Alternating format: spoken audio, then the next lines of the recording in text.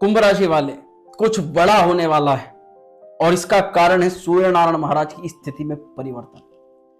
ये परिवर्तन क्या होगा, साथ ही इसमें बड़ा क्या होने वाला है, इसके ऊपर आपको आज हम जानकारी देने वाले हैं। तो चलिए करते हैं वीडियो की शुरुआत।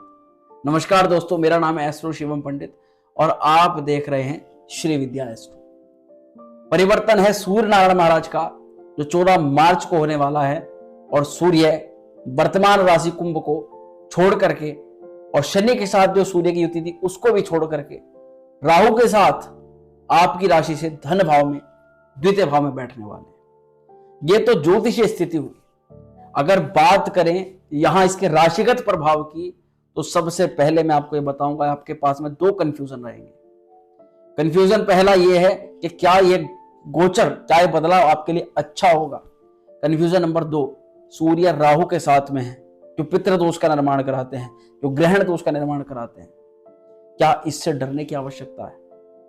तो चलिए, आपको डरने की घबराने की कोई भी आवश्यकता नहीं है। आप जानते ही हैं कि लगभग हमारी वीडियो देख करके आप पूर्ण रूप से आश्वस्त हो जाते हैं और राशिफल को या किसी भी ग्रह गोचर को अच्छे प्रकार से समझ जाते हैं। तो आपको मैं बताता हूं, सबसे पहले दो चीजों पे देखिए बताएंगे। सबसे पहले सूर्य का यह ट्रांजिट मीन राशि में हो रहा है तो कुंभ राशि के जीवन पर इसका पॉजिटिव परिवर्तन क्या पड़ेगा, क्या पॉजिटिविटी ये दे सकते हैं आप। और दूसरे सेगमेंट पर मैं आपको बताऊंगा जो सूर्य और राहु यानी जिससे डर की उत्पत्ति हो रही है कि ये क्या करेंगे, उसके ऊपर आपको बताएंगे कि इनसे क्या सावधानी रखनी चाहिए।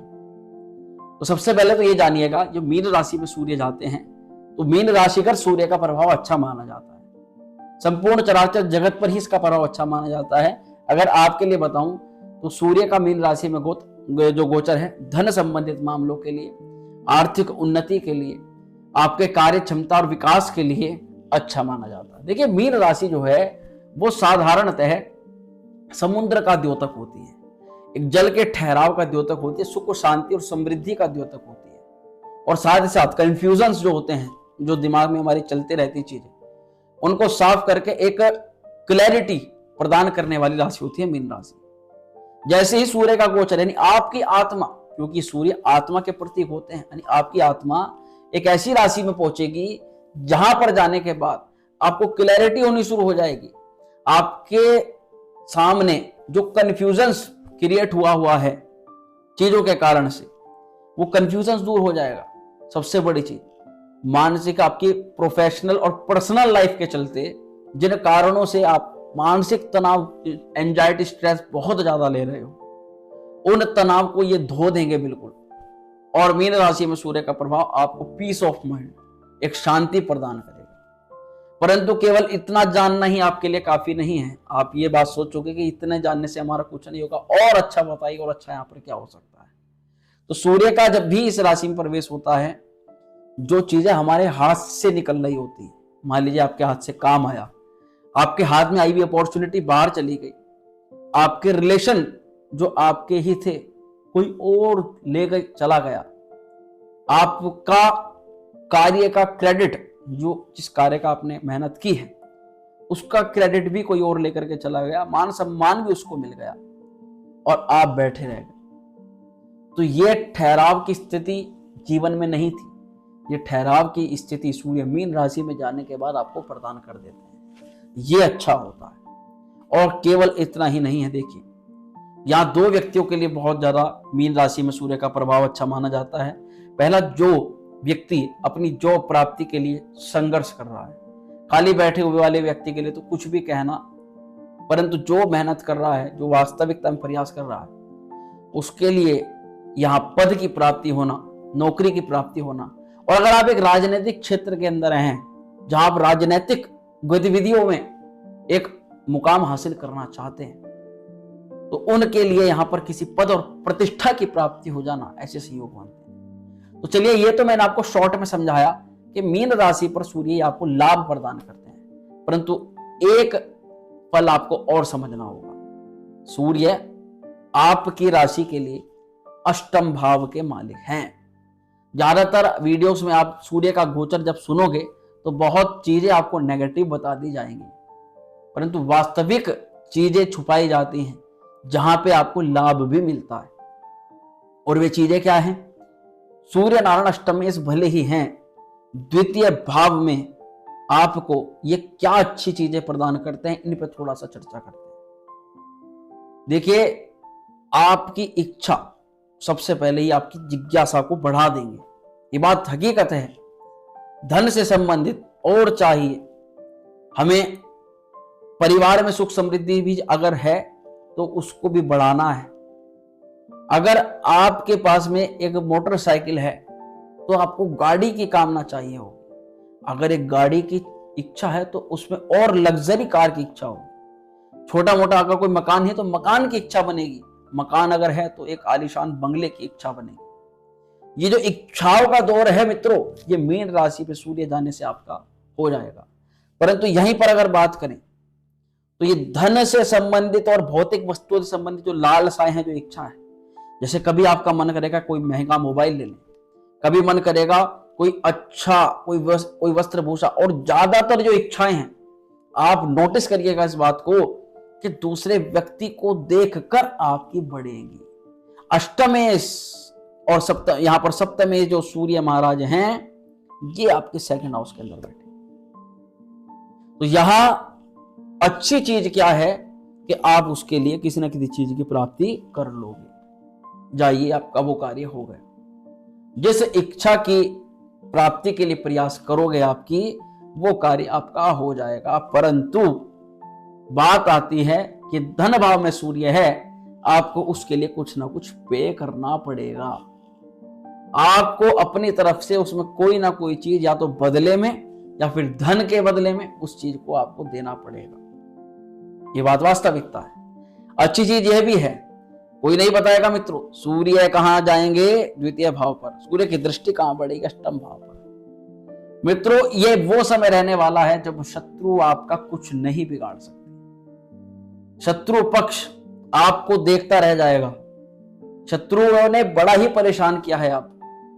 कभी कभी आपके जीवन में शत्रु समय समय पर परेशानी खड़ी कर देते हैं और आप यही सोचते रहते हो कि इन परेशानियों से बाहर कैसे निकला जाए।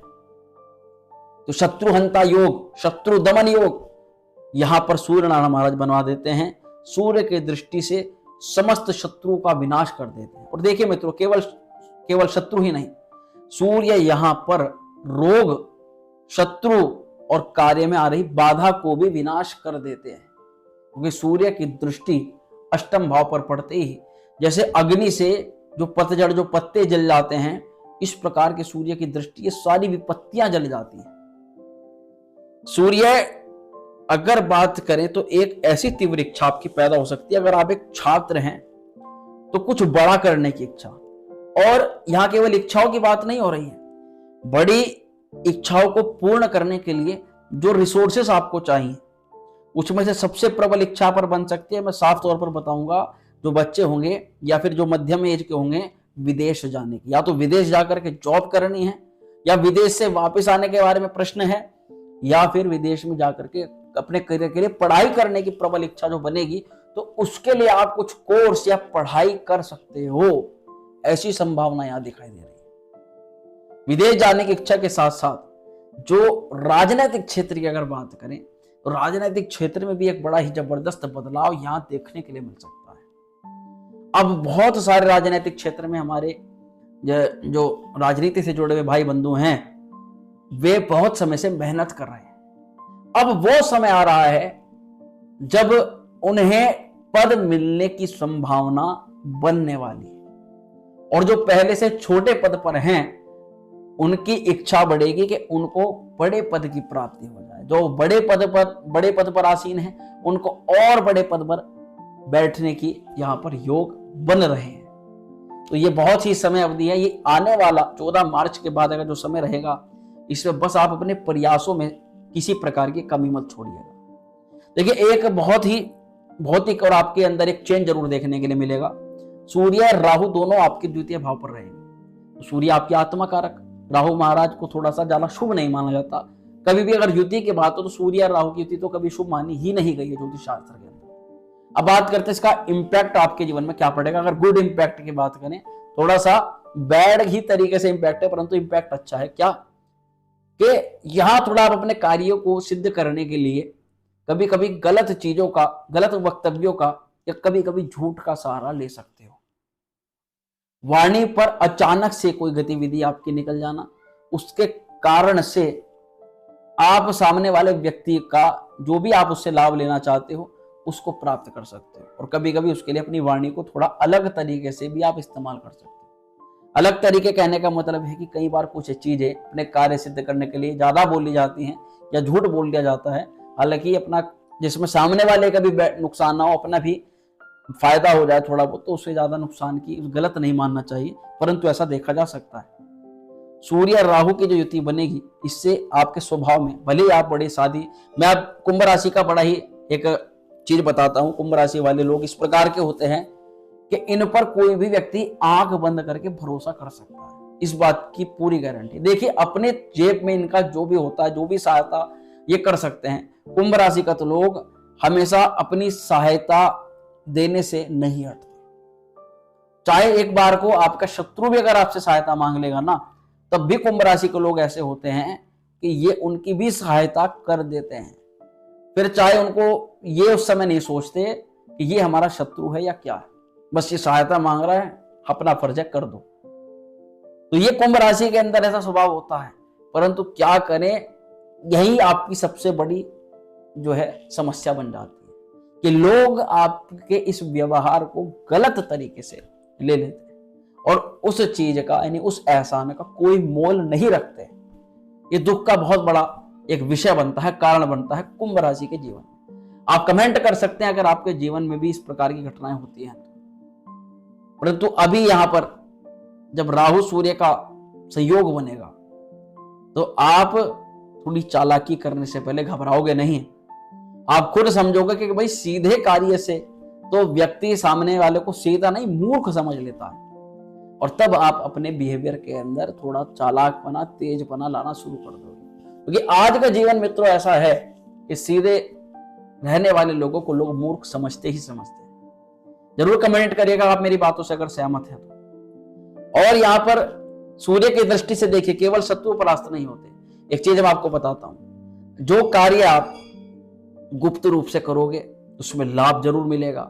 अगर कार्य शुरू होने से पहले, इससे पहले भी आपने नोटिस किया होगा, आपने 2-4 व्यक्तियों को बता दिया या एक भी व्यक्ति को बताया, वहीं कहीं ना कहीं नजर दोष, टोक दोष लगने के कारण से अथवा जानकारी लीक होने के कारण से वो कार्य होने से पहले ही रुक गया होगा, या उसमें बाधा आ गई होगी, या अभी भी वो कार्य स्टफ में बाधा में अटका हुआ होगा। अगर ऐसा हुआ है तब भी आप कमेंट कर सकते हैं। यहां पर अब देखिए बचाव क्या करना है, बात सारी यहां करते हैं।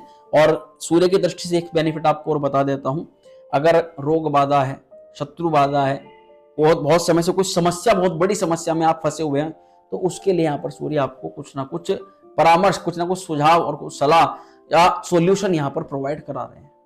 अब सूर्य राहु से बचाव की बात हम करते हैं, क्योंकि कभी भी ज्योतिष शास्त्र के अंदर जो सूर्य राहु की युति को अच्छा नहीं माना जाता। तो यहाँ घबराने की और डरने की आवश्यकता नहीं होती, समझना आएगा मैं करना क्या है, बचाव कर लेंगे। हमें पता है आगे रास्ते पर कांटे हैं, तो आप उस प्रकार के अपने शूज पहन करके जाइए ताकि आप कांटों से बचाव कर सकें। अग्नि है तो आप ऐसे उपकरणों को, इसी प्रकार से आपको अपना बचाव करना है। बचाव सुनिएगा, डरने की कोई आवश्यकता नहीं है। सूर्य राहु जब सेकंड हाउस के अंदर है तो सबसे पहला धन संबंधित प्रलोभनों से सावधान। कोई अगर आपको कहे कि ऐसा कर लो, इससे आपको धन की प्राप्ति हो जाएगी, और आपको लग रहा है कि ये प्रलोभन है, केवल ये लालच देने की, क्योंकि अगर कोई कार्य पैसा लेने वाला है तो व्यक्ति उसको कहेगा क्यों, आप सीधा उसको जाकर के करोगे, धन लाभ मिलेगा आपको। तो यहां पर ऑनलाइन फ्रॉड्स की गतिविधियां इस समय आपके जीवन में दिखाई दे सकती हैं। और वहीं पर अगर आप जल्द से ग्रोथ करने के चक्कर में कोई मोटा धन किसी को प्रदान कर दो, किसी को ज्यादा बड़े धन का आप उसके कहने पर आप दे दो, तो भी आपको यहां पर नुकसान के संकेत, इससे भी बचाव। और इसी के अलावा देखिए वाणी पर आपकी कठोरता, सूर्य राहु दोनों क्रूर ग्रह हैं, जरूर रहेगी। आपके व्यक्तित्व के अंदर आप जो आपको मन में लगेगा सामने बोल दोगे, बेझिझक बोल दोगे, क्योंकि जैसे आप अंदर से हो और सामने वाले व्यक्ति के लिए जो लग रहा है, आप खुद इस चीज को नोटिस करोगे, मेरे साथ क्या हो रहा है, आप ये वास्तविकता में इस चीज को नोटिस करोगे, इनका प्रभाव वाणी पर आ जाएगा। वहीं आपको मुफ्त की चीजों से, मुफ्त के प्रलोभनों से दूर रहना है। हमें मुफ्त का नहीं चाहिए भैया, हम तो 2 रोटी खा लेंगे अपनी प्रेम पूर्वक, जो हम कमा रहे हैं वो खा लेंगे बस। ये आपको गिनती के उपाय। अब मैं आपको रेमेडी की बात करता हूँ, उपाय क्या करना है। उपाय कुंभ राशि वालों मात्र ये करना है कि पहला उपाय तो है कि आपको परिवार में जो भी बड़ा सदस्य है उससे आशीर्वाद लेकर के अपनी दिनचर्या को आराम करना है। अगर कर सकते हैं तो बहुत अच्छा है, नहीं तो ऐसे किसी व्यक्ति की तस्वीर अपने आप पर्स के अंदर रख लीजिए और सुबह उठ करके उसको नमन कर लीजिए, हृदय भाव से प्रणाम कर लीजिएगा, आपके लिए वो उपाय हो जाएगा। दूसरा उपाय आप क्या करें, एक छोटा सा उपाय, आप चांदी का ताबीज ले सकते हैं और चांदी के ताबीज में केसर डाल करके उसको अपनी पॉकेट में या पर्स में रख लेना है। ये कार्य आपको करना है सूर्य राहु के बचाव से। और बड़ा इन्वेस्टमेंट कोई नहीं करना है, अभी कोई बहुत ज्यादा बड़ा इन्वेस्टमेंट नहीं करना, रिस्की कामों से आपको बचना है। तो मैं आशा करता हूं बताई गई जानकारी से संतुष्ट होंगे। वीडियो पसंद आई हो लाइक करें, शेयर करें, कमेंट करें। चैनल पर पहली बार हैं तो सब्सक्राइब कर दें। ओम श्री विद्या।